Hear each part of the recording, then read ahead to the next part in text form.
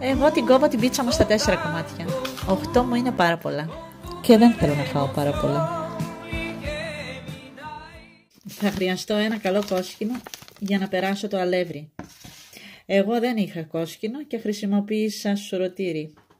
Σε μία κούπα ρίχνουμε 250 χιλιοστόλιτρα χλιαρό νερό και αλάτι. Μία κουταλιά του γλυκού. Ένα μπολ όπου φτάνει μέσα κοσχινισμένο το αλεύρι και ρίχνω μέσα τη ξερή μαγιά. Από ένα φακελάκι. Όταν λέω ένα, εννοώ από μέσα από ένα φακελάκι. Καλό είναι ο τύπος του να είναι 405 ή 550.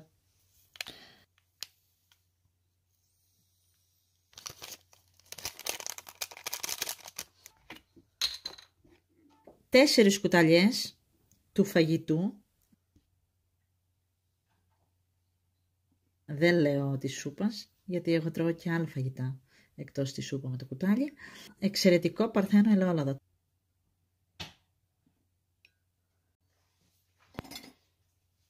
Τα ανακατεύω με το κουτάλι και πιάνω με το ένα χέρι την κούπα και με το άλλο το κουτάλι.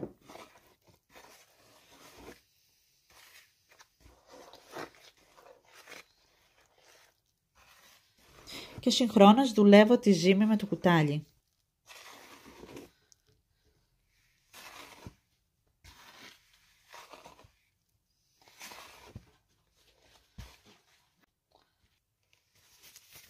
Φοράω γάντια στα χέρια μου και δουλεύω με τα χέρια μου και την καρδιά μου, ώστε να πετύχει το δούλεμα της ζύμης. Και ζυμώνω για 10 λεπτά τις ώρες με μεράκι, ώστε να ενεργοποιηθεί η ξηρή μαγιά σε μια αλία ζύμη.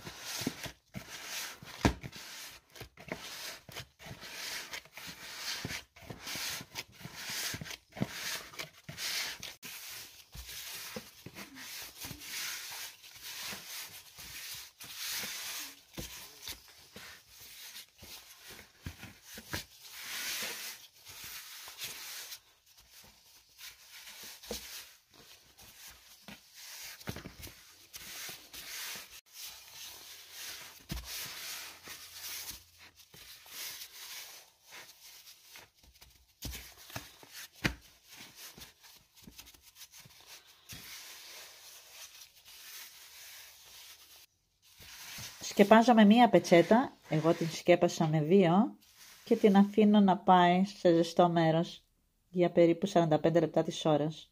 Αν θέλετε μπορείτε να αφήσετε και περισσότερο.